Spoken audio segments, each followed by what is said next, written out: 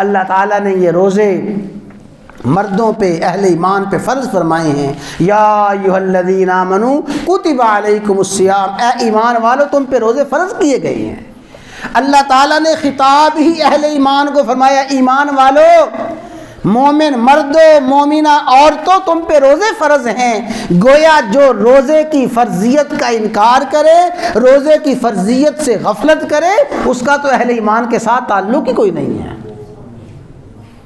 مردم شماری میں مسلمان اور مومن کہلواتا ہے، معاشرے میں پتہ ہے مسلمان ہے، لیکن جس نے ماہ رمضان کے روزوں کا انکار کر دیا، غفلت اور سستی برتی، اہل ایمان کی صف سے نکل گیا۔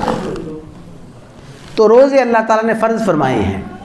اور میرے بھائیوں، چونکہ یہ مسائل تو اکثر و بیشتر پوچھنے سے ہی بتائے جاتے ہیں، ماہ رمضان کے روزوں کی فرضیت اور ماہ رمضان کے روزوں کی چھوٹ اور رخصت، یہ اللہ تعالیٰ نے معذوروں کے لیے، بیماروں کے لیے، وہ شرعی معذور اور شرعی مریض اور شرعی مسافر، اللہ تعالیٰ نے ان کو چھوٹ دی۔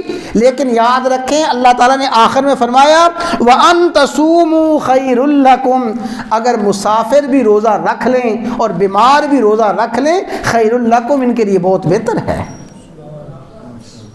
لیکن جو فدیہ ہے اور جو روزے میں چھوٹ ہے، وہ باقاعدہ شریعت کے مستقل احکامات ہیں، تفصیلات ہیں۔ کوئی شخص از خود فیصلہ نہ کرے کہ میں روزہ نہیں رکھ سکتا، از خود فیصلہ نہ کرے کہ مجھ سے روزہ معاف ہے۔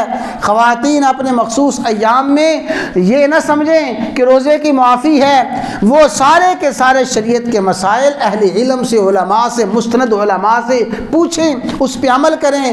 تو روزہ فرض ہے، اللہ تعالیٰ نے اہل ایمان پہ فرض فرمایا۔ اور پھر روزے کے آداب ہیں، سحری سے لے کے افطاری تک اپنے آپ کو کھانے پینے سے، خواہشات نفسانیہ سے بچائے رکھنا ہے۔ اور پھر ماہ رمضان کے روزوں میں خاص کر تربیت حاصل کرنی ہے۔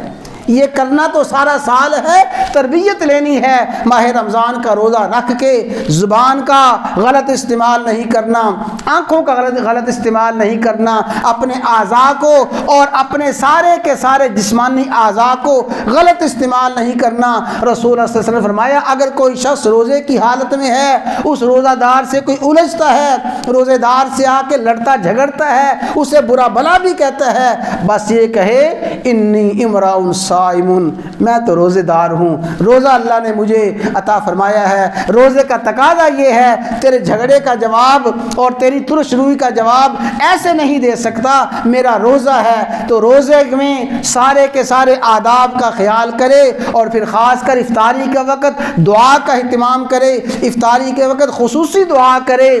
میرے بھائیو، یاد رکھ لیں، ماہ رمضان کے سارے لمحات قیمتی ہیں، لیکن قیمتی ترین لمحات میں، ماہ رمضان کے قیمتی ترین لمحات میں افطاری کے لمحات ہیں۔